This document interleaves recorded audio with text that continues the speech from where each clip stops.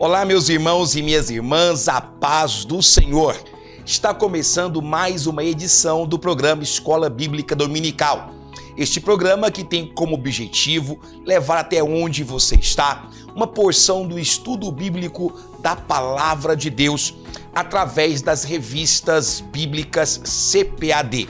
É uma alegria enorme estar com você aqui no nosso canal, o canal ADMP TV, um canal de bênção para você. Antes da aula começar, nós pedimos gentilmente que você compartilhe o link desta aula com o máximo de pessoas que você puder.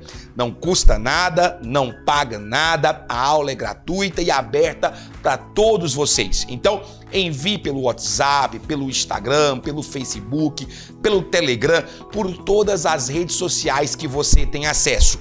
E não se esqueça de deixar o seu joinha, porque isso ajuda muito o nosso canal, e também se inscrever aqui, ativando também o sininho de notificação, porque ativando o sininho de notificação, você não perde nenhuma de nossas novidades.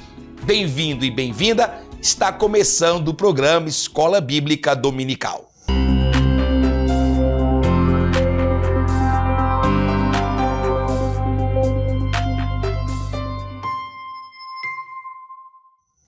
Meus irmãos e minhas irmãs, nós estamos diante da lição de número 5. A lição de número 5, que tem como título A Sutileza do Materialismo e do Ateísmo. Uma lição profunda e importantíssima para os dias atuais. Nós estamos estudando nesse trimestre temas sensíveis que fazem parte do cotidiano da igreja e, portanto, exige de nós respostas precisas, claras e diretas. Já se prepare para anotar as informações que nós vamos trazer aqui para vocês, porque são informações muito importantes e tenho certeza que irão contribuir com a sua aula. O nosso textuário está em Romanos, capítulo de número 1, versículo 20, que diz: porque as suas coisas invisíveis, desde a criação do mundo, tanto o seu eterno poder como a sua divindade, se entendem e claramente se veem pelas coisas que estão criadas, para que eles fiquem inexcusáveis. A nossa verdade prática diz: tanto o materialismo quanto o ateísmo são expressões de um coração endurecido pelo pecado e de olhos cegados por Satanás. Temos aí a leitura bíblica em classe, aliás, a leitura diária, que é o devocional da semana. Nossa leitura bíblica em classe, que está em Romanos, capítulo 1, do versículo 18 ao versículo de número 23. Se você tem a revista do professor, você tem acesso ao plano de aula que nós estamos apresentando aqui para você. E aí sim, a gente começa a fazer os comentários pertinentes a essa lição.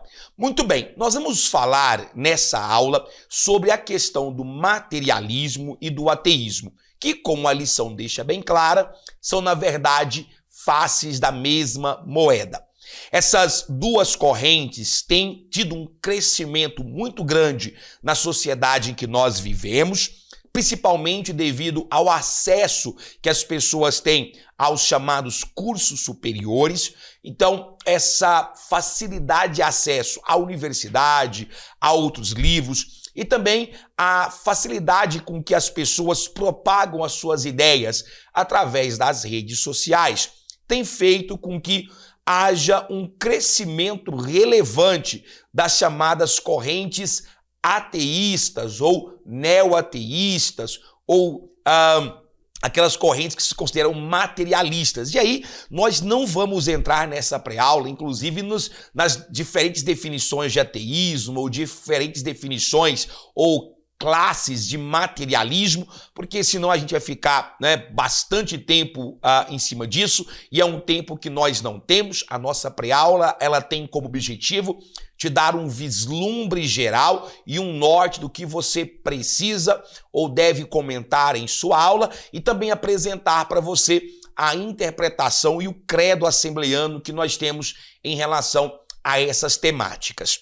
Então, no tópico de número 1, nós vamos encontrar aí a ideia geral, que é compreendendo o materialismo e o ateísmo. Como os irmãos já devem perceber, quando nós falamos em materialismo, nós estamos sim nos referindo àquilo que é a matéria, tá? Aquilo que vem a ser matéria.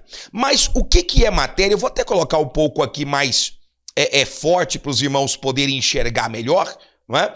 Nós, ao falarmos de materialidade, estamos sim referindo àquilo que é chamado de matéria.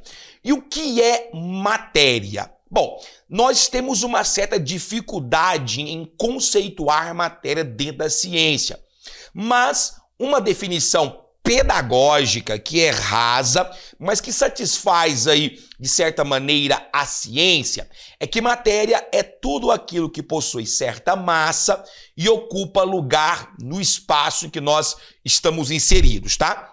Então, basicamente, duas coisas a substância precisa ter para ser considerada matéria.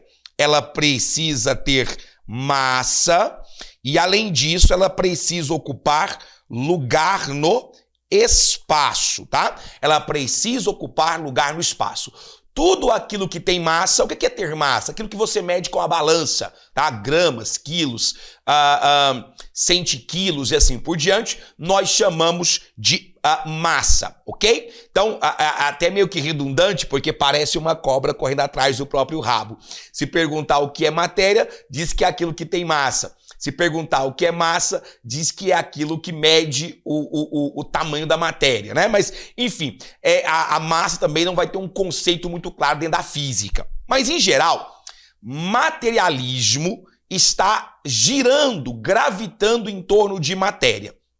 E o que é o materialismo? É uma corrente de pensamento filosófico, racional, que diz que nós precisamos analisar o mundo à nossa volta e as circunstâncias que ele envolve a partir de um ponto de vista da matéria, ou seja, aquilo que eu consigo pesar, aquilo que eu consigo medir e aquilo que os meus olhos, os meus sentidos conseguem vislumbrar. Então, o materialismo é caracterizado por ser uma corrente de pensamento que diz que nós precisamos dar valor, conceituar e acreditar naquilo que pode ser perceptível aos sentidos. Se eu não vejo, se eu não toco, se eu não consigo examinar, então não é válido, simplesmente não existe. Existem alguns tipos de materialismo. Nós vamos ver na lição sobre marxismo, o materialismo histórico proposto por Karl Marx. Mas aqui nesta lição a ideia é você entender isso, que o materialismo ele prega que só podemos dar crédito àquilo que é possível de ser visualizado através de nossos sentidos. Por outro lado, nós temos um irmão do materialismo, ou por que não dizer, um filho parido do materialismo, quase que colado ali. Alguns até dizem que nem é filho, é irmão gêmeo mesmo, faces da mesma moeda, que é o ateísmo, tá? O ateísmo, meus irmãos, ele propaga o seguinte: a descrença total. Na verdade, vai muito mais que a descrença. É a negação. É a negação da existência de Deus ou de qualquer outra divindade. Ou seja, o ateísmo, ele prega a inexistência do metafísico. Aquilo que não tem matéria, aquilo que os olhos não podem sentir, aquilo que os olhos não podem ver, aquilo que nós não podemos tocar, aquilo que não pode ser encaixado dentro do processo científico, dentro do chamado método científico, automaticamente não é digno de valor, portanto não existe. Então o ateísmo, ele nega a existência de uma divindade, seja ela a divindade que for. Agora é interessante porque nós temos alguns tipos de ateísmo, mas no mundo hoje surgiu uma nova figura. Durante um tempo, o ateísmo clássico, digamos assim, o ateísmo clássico, ele dizia o quê? Olha, vamos manter a pluralidade de pensamentos. Nós respeitamos aqueles que creem que existe um Deus, nós respeitamos aqueles que abraçam uma fé, mas nós não temos essa fé. Para nós não existe Deus, para nós não existe divindade. Porém, nos últimos anos, tem surgido aquilo que é chamado de novo ateísmo, tá? O novo ateísmo. O que caracteriza o novo ateísmo? Eu vou até escrever melhor aqui para os irmãos. O novo ateísmo. O que caracteriza o novo ateísmo? O novo ateísmo, ele pega a palavra tolerância, tá? Ele risca a palavra tolerância e ele propõe o combate à fé, combate à religião. Ou seja, o novo ateísmo que surgiu dos anos 2000 para cá é o seguinte: não basta tolerar, tem que acabar, porque a religião ela é nociva para a sociedade, ela impede o progresso da ciência. A fé no metafísico, a fé naquilo que não é visível ou compreensível pela razão, não deve ser cultivada, tem que ser erradicada. Ou seja, é uma posição muito mais intransigente e perigosa do que o ateísmo convencional, que dizia que é possível viver em um mundo em que haja a pluralidade de ideias. O novo ateísmo tem ganhado seguidores nos últimos dias, até porque ele tem sido colocado nos holofotes através de documentários, de livros de divulgação científica. Nós temos alguns ateístas célebres aí, são chamados, existem 4 deles que ganharam mais relevância. Um deles já veio a falecer, que é o Christopher Hitchens, foi um grande novo ateísta que participou de debates e escreveu livros divulgando esse tipo de intolerância com religião. Nós temos o Daniel Dennett e também, acho que o mais conhecido deles, nós temos Sam Harris. O Sam Harris ele ficou muito conhecido por um tempo atrás e tem escrito um livro chamado O Fim da Fé, né? Ou A Morte da Fé. Esse livro foi muito combatido nos Estados Unidos e aí ele escreveu uma obra célebre, eu tenho certeza que alguém que está me ouvindo já leu, chamado Carta a uma Nação Cristã, em que ele escreve um livro direcionado para os Estados Unidos, que é um país de maioria cristã, e ele explica o porquê que ele defende o fim da fé, o fim da tolerância com as religiões. Então Sam Harris ficou muito famoso devido a esse livro chamado Carta a uma Nação Cristã. Bom, depois nós temos aí o mais pop deles, o mais conhecido deles, que é o Richard Dawkins. O Richard Dawkins ele é um biólogo britânico, apresentador de muitos documentários, entre eles God a Disillusion, dá título a um livro dele e que no Brasil foi traduzido como Deus, um Delírio. Também é conhecido por a sua obra mais famosa, O Gene Egoísta, em que ele estabelece as bases de uma biologia totalmente acéfala e pior, uma biologia combativa em relação à questão que nós chamamos de credo ou de teísmo. O que é o teísmo? É o contrário do ateísmo. Teísmo é crer numa divindade. Creísmo é crer em um Deus, seja ele qual for. Nós, evangélicos, nós cristãos, somos teístas, porque nós cremos na existência de uma divindade. Então tem que se tomar muito cuidado, porque esses 4 nomes que eu citei, eles são vestidos, transvestidos de cultura pop, e eles têm feito verdadeiro estrago no meio dos jovens, na universidade, através de seus documentários. Existem grandes nomes que professaram o ateísmo por um tempo, respeitados no meio científico, que publicaram grandes livros de literatura científica e que deixaram um traço de destruição na juventude. Carl Sagan, um célebre astrônomo, nós temos o próprio Stephen Hawking, que já morreu, né, mas era um um físico britânico muito conhecido porque desenvolveu a esclerose amiotrófica múltipla, né? E aí ele falava através de um computador. Então esse cara ficou muito famoso através das suas obras, inclusive uma delas, O Universo, uma Casca de Nós. Eu estou citando isso, professor, professora, para você entender o cenário do novo ateísmo. Então, no tópico 1 é importante deixar bem claro essas duas correntes que nós vamos combater. O materialismo, que diz o quê? Olha, tudo que nós temos depende da matéria. O materialismo, gente, ele não é uma corrente nova. É bom deixar isso claro. Nós olhamos para a matéria e ele surge com a chamada teoria atomística.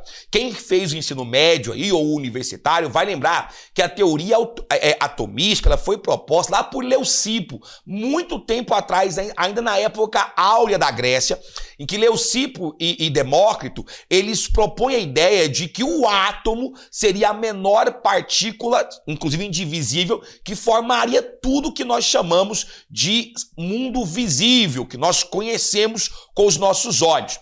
Depois, o próprio Epicuro de Samos, Epicuro ele se assenhora do conceito de átomo, do conceito de matéria, e ele é o primeiro grande ateísta a trazer o materialismo para si. Então, o materialismo diz, se os seus sentidos não veem, se você não consegue implantar o método científico, não tem valor, não tem existência. E o ateísmo, irmão gêmeo do materialismo, é a falta de fé, é a dúvida total naquilo que nós chamamos de divindade, seja ela qual for.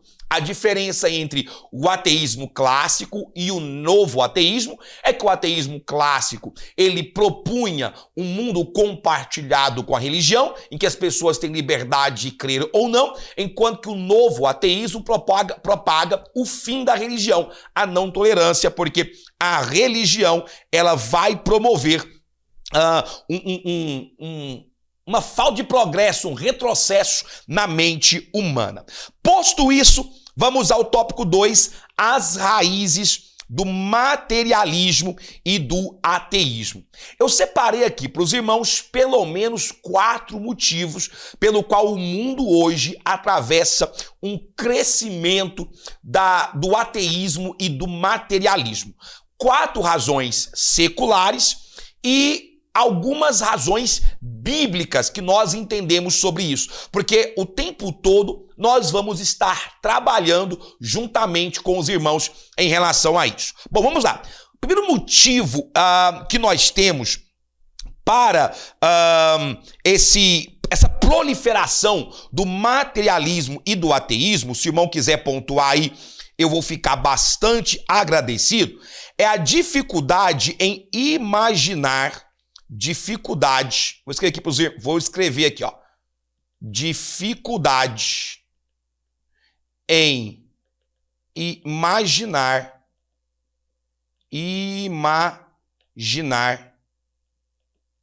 o sobrenatural. Dificuldade em imaginar o sobrenatural. O que isso significa? As pessoas, elas precisam mentalizar, elas precisam criar uma figura imaginária para se conectar com um conceito. Isso é psicologicamente válido. Por exemplo, quando a gente quer criar uma situação ideal, quando você quer projetar um cenário, você cria detalhes de rosto, detalhes de boca, para você se conectar com aquilo. Quando a mãe está grávida, gestante, ela e o pai criam uma figura mental da possível imagem do filho, da filha, para se afeiçoar aquilo. Quando você constrói uma casa, você cria uma figura mental do que você quer, para você poder criar um vínculo com aquilo que você está planejando ou que você está inclinado a crer. Quando a gente fala em algo espiritual, principalmente quando a gente fala em cristandade, esse imaginário é muito dificultado. Quer ver um exemplo? Pense no conceito de trindade. Como é que a gente vai pensar num conceito de 3 em 1? É muito difícil você criar um conceito como esse. É muito difícil você imaginar como é a feição de Deus. Normalmente o nosso imaginário, ele cria um vínculo, ele cria uma relação com algo que nós já conhecemos, com um ser humano normal. Mas nós não temos essa ideia de como é Deus. Então, a dificuldade em imaginar um ser sobrenatural faz com que haja uma espécie de descrença inicial do homem com relação à fé. A segunda razão pela qual nós temos aqui um crescimento do materialismo é o que é chamado de segurança existencial. Segurança existencial. O que é a segurança existencial? A psicologia secular diz que pessoas que passam por dificuldade, por penúria, por uma vida sofrida, por um ambiente de miséria, eles têm mais facilidade em crer numa vida pós-morte, em crer num Deus que tudo faz, em crer num consolo do além ou no sobrenatural. A ideia deles é basicamente essa. Já numa sociedade secularizada mais rica, uma sociedade com uma estrutura melhor, financeira, não há uma necessidade de um Deus para suprir as suas necessidades básicas, o seu dia a dia. O capital, o dinheiro é o que o controla.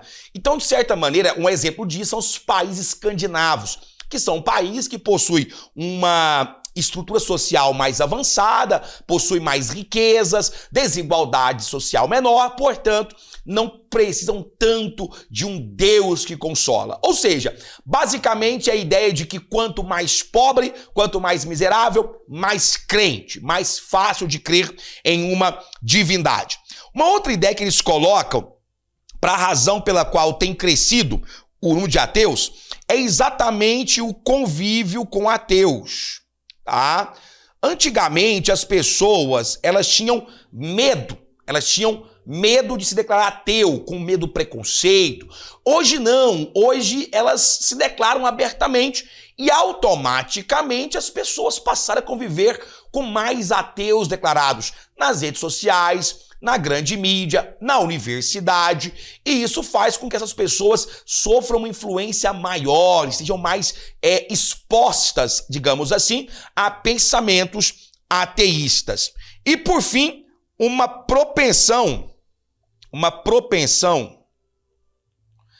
ao pensamento analítico.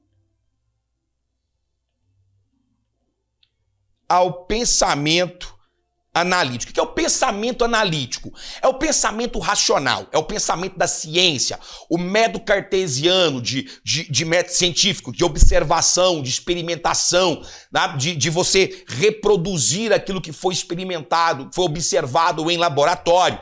Então, as pessoas elas passaram a ter um raciocínio mais lógico, entre aspas. E esse raciocínio, essa mania de racionalizar as coisas, de tentar entender o porquê de tudo, entender o funcionamento de todas as coisas, a razão da vida, faz com que essas pessoas entendam que Deus, ou a figura de Deus, é uma fuga a essas lacunas. É o chamado Deus das lacunas. É uma fuga ao medo. E existem aqueles que, inclusive, que taxam a ideia de religião como uma coisa de pessoas fracas. Essa é a realidade. Agora, quando nós pensamos ou quando nós olhamos para a Bíblia, nós entendemos que tudo isso que nós falamos é somado a algumas outras coisas.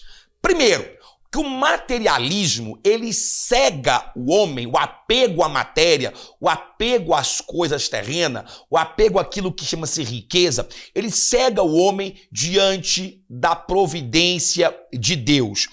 Lucas, capítulo 12, versos 16 ao 21, nós temos uma parábola em que Jesus diz assim: e propôs-lhe uma parábola dizendo: a herdade de um homem rico tinha produzido com abundância, ou seja, ele tinha tudo. E arrazoava ele consigo mesmo, dizendo: que farei? Não tenho onde recolher os meus frutos. E disse: farei isto, derrubarei os meus celeiros e edificarei outros maiores. E ali recolherei todas as minhas novidades e os meus bens e darei à minha alma: alma, tens em depósito muitos bens para muitos anos. Descansa, come, bebe e folga. Mas Deus lhe disse: louco, esta noite te pedirão a tua alma. E o que tens preparado? Para quem será? Assim é aquele que para si ajunta tesouros e não é rico para com Deus. É exatamente isso. A visão materialista, ela cega o homem para as questões do metafísico, para as questões de Deus. Uma outra coisa que nós percebemos é que há um aumento da questão do ceticismo, digamos assim, do ateísmo, porque as pessoas também pararam ou não estão estudando a Bíblia, falta o conhecimento bíblico.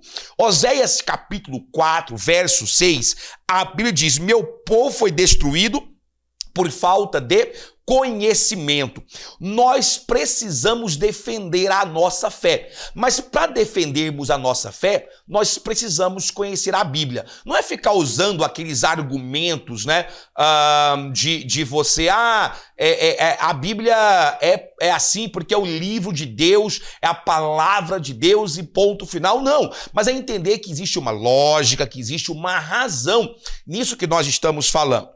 Por fim, nós também temos uma cegueira espiritual que impede que as pessoas enxerguem Deus na própria natureza, na própria criação, porque a Bíblia diz, Salmo 119, vai dizer bem claramente que a própria natureza testifica de Deus, né? 2 Coríntios capítulo 4, verso 4, Paulo fala sobre isso, quando diz: nos quais o Deus deste século cegou o entendimento dos incrédulos, para que não lhes resplandeça a luz do evangelho da glória de Cristo, que é a imagem de Deus. E por fim, uma outra razão que nós observamos a questão do aumento do ateísmo e do materialismo entre os irmãos de nossas igrejas é a descrença na instituição como igreja. Nós iremos analisar esse aspecto melhor quando falarmos sobre a questão dos desigrejados. Mas a descrença na igreja, na estrutura, na sua liturgia e na instituição, digamos assim, contribui para com que as pessoas sejam presas fáceis do materialismo. Por isso que é importante congregar. Hebreus capítulo 10, versículo 25 diz assim: não deixemos de reunir-nos como igreja, segundo o costume de alguns, mas procuremos encorajar-nos uns aos outros, ainda mais quando vocês veem que se aproxima o dia da volta do Senhor. Então, essa descrença com a igreja, não vir à igreja, ficar apenas em casa, torna a pessoa presa fácil dessas vãs doutrinas, desses ventos materialistas que assopram sobre o mundo em que nós vivemos. Quais são os pressupostos das doutrinas materialistas e ateístas, né? Qual é o pressuposto dessas doutrinas? Vamos lá. O primeiro pressuposto que nós temos aqui é a negação da existência de Deus. Olha que interessante, quando você pega o Manifesto Ateísta de Joseph Lewis, ele escreve assim: por outro lado, nós não acreditamos que o homem é um ser depravado. Nós não acreditamos que exista um Deus ou que exista um inferno e que os homens irão sofrer as dores e as penalidades de tormento eterno. Nós não acreditamos que você deve fazer-se o mais miserável possível aqui, na esperança de ter uma alegria no além. Agora, olha como o manifesto ateísta caminha paralelo com o manifesto satanista. É isso mesmo, tá? O manifesto satanista, pasme os senhores, ele é 100% ateu. O manifesto ateísta de verdade, ele é 100% ateu, porque o satanismo, ele surge muito mais como uma reação à religião do que propriamente como um culto formal de adoração ao diabo. E no manifesto satanista, ele fala assim: satanistas não creem em Deus, tampouco creem no diabo como ser, e sim como símbolo. Ele é uma invenção do cristianismo, mas o adotamos como símbolo de abnegação. O foco de nossa crença é no indivíduo. Cada um é seu próprio Deus e o seu próprio demônio. A melhor coisa a se fazer é aproveitar a vida ao máximo, sem a típica culpa comum ao cristianismo e ao nosso inimigo. Olha só como caminha em paralelo a negação do inferno, a negação do céu, a negação da existência de Deus, de um juízo, de uma vida de abnegação. Acabou, já era. Ao mesmo tempo, o pressuposto materialista e ateísta, ele nega que o ser humano é um ser singular. Evidente que na questão biológica, na questão de zoologia, na questão de carne, o ser humano possui processos biológicos de digestão, de reprodução, de visão, de existência similar a outros animais. Porém, na sua gênese, o cristianismo prega que o ser humano ele foi criado de uma forma muito especial. Já para o materialismo, já para o secularismo, já para o ateísmo, o ser humano é só mais um animal que caminha sobre a terra. Um animal que evoluiu com mais rapidez, um animal que no processo evolutivo, graças à sua razão, conseguiu ter uma certa vantagem, mas o que nós entendemos como milagre de Deus ou criação de Deus, nada mais é do que um acaso do destino, uma obra de uma explosão cósmica, de um processo evolutivo de bilhões e bilhões de anos que culminou na criação do homem. Ou seja, o homem não é nada demais em relação a isso. E como é que nós vamos combater essas falsas doutrinas? Como é que nós vamos responder aos ataques do materialismo e do ateísmo? Primeira coisa que eu vou dizer para os irmãos, a primeira coisa é que todo crente precisa ser um apologeta. O que é apologética? Apologética é a defesa da fé. Então a primeira coisa que nós precisamos entender é que todo crente deve ser um apologeta. Isso significa entender que a Bíblia não é um livro científico, não é o seu papel, não se propõe a isso, mas em tudo que ela se propõe, ela é a palavra de Deus. A Bíblia foi escrita por homens, respeita o contexto desta época, respeita o avanço científico desses escritores, mas o que está nela é a verdade. Muitas pessoas criticam, por exemplo, quando a Bíblia diz que Josué orou e o sol parou, mas é bom reforçar que a Bíblia respeita a ciência daquela época. Para as pessoas que estavam ali, o que se movia? Era o sol. Ainda não havia a teoria heliocêntrica, ainda não havia a ideia de que o sol está no centro do sistema solar e que o mundo gira, que a Terra e os planetas giram ao redor do sol. Isso não era uma ideia proposta. Isso foi descoberto em 1600, 1700, através do telescópio, através dos trabalhos de Tycho Brahe, Nicolau Copérnico, Galileu Galilei. Então, a ideia não estava clara para aquele povo em relação a isso. Então, a Bíblia respeita a cultura e o avanço científico de cada uma das épocas. Entretanto, é bom entender que a Bíblia é um livro de milagres. E milagre só é milagre se escapa ao escrutínio científico. Se as pessoas imaginarem que para ter fé é necessário colocar Deus num tubo de ensaio, numa mesa de dissecação e examiná-lo pedaço a pedaço, jamais será possível. Querer reduzir Deus à racionalidade humana, querer reduzir Deus à mente humana é de um atrevimento tamanho que quem se propõe a isso vai fracassar e o único recurso é realmente negar, porque o ateísmo é a negação daquilo que a ciência humana não é capaz de explicar. O ateísmo é uma reação do homem à sua fragilidade em encontrar respostas para a origem da vida, para o fim de tudo, e aí se apega à descrença total. Por outro lado, nós entendemos que o homem natural não vai compreender isso.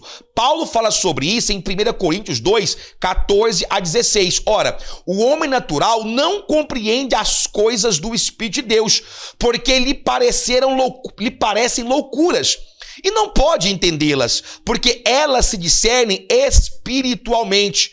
Mas o que é espiritual discerne bem tudo, e de ninguém é discernido. Porque quem conheceu a mente do Senhor para que possa instruí-lo? Mas nós temos a mente de Cristo. E finalmente, é bom deixar claro que ser crente não é negar a ciência. Não é negar a ciência. Nós não somos contra a ciência, nós somos contra o cientificismo, tá? Nós não somos terraplanistas, nós cremos em avanços científicos, nós cremos que Deus dotou o homem de intelecto para criar, para inventar, para entender a natureza. Eu sou físico de formação, física é exatamente isso, a área da ciência que estuda os fenômenos da natureza, e é lindo, mas quando você faz física de verdade, ciência de verdade, você vê Deus em tudo. Nós podemos citar, é mentira que pessoas que pensam de forma analítica são mais propensas ao ateísmo. Isso é conversa do diabo. Eu trouxe aqui alguns nomes. Werner Haber, que foi Nobel de Fisiologia e Medicina, é teísta. William Daniel Phillips, Nobel de Física. Fabio Gianotti, diretor-geral do CERN. Nós temos o grande Isaac Newton, Blaise Pascal e tantos outras mentes brilhantes que são teístas, que creem em Deus. Então, crer em Deus não contrapõe. Não existe essa briga entre fé e ciência. A ciência só não vai conseguir ter sucesso na fé quando tentar explicar milagres. Certa vez eu disse que se a ciência explicasse toda a Bíblia, eu deixaria de crer em Deus, porque não seria mais milagre, seria pura razão. E a gente crê em milagres. E para terminar esta aula, eu trago aqui para os irmãos um texto, quando eu fazia o curso de física, e num livro chamado Fundamentos da Termodinâmica Clássica, a termodinâmica que é uma área da física extremamente importante, que estuda o processo de trabalho, de calor, e uma das coisas que nós estudamos na termodinâmica é a entropia, que diz que o mundo caminha de níveis organizados para desorganizados, caminha daquilo que é organizado para desorganização, e que confronta radicalmente a própria teologia, a questão da evolução. E no capítulo de entropia, eu até trouxe aqui o livro para ler para os irmãos. No último capítulo, os autores, é um livro secular, adotado inclusive na universidade, no curso de termodinâmica. Ele diz assim: obviamente, é impossível dar respostas conclusivas às perguntas levantadas neste livro sobre a segunda lei da termodinâmica, essa que eu falei, da entropia. Entretanto, entendemos que a segunda lei da termodinâmica, como a descrição do trabalho anterior, entendemos a segunda lei da termodinâmica como sendo a expressão de um trabalho anterior e contínuo de um criador que possui a resposta para o destino futuro do homem e do universo. Isso é um cientista falando sobre como a ciência não consegue responder e como ela exige a existência de um criador. Meus irmãos e irmãs, o nosso tempo é muito curto para um assunto tão profundo, mas eu espero ter contribuído um pouco com a sua aula. Leia, pesquise, assista a outras pré-aulas. Eu tenho certeza que será de grande valia para você. Que Deus em Cristo Jesus prospere a sua vida cada vez mais. Amém.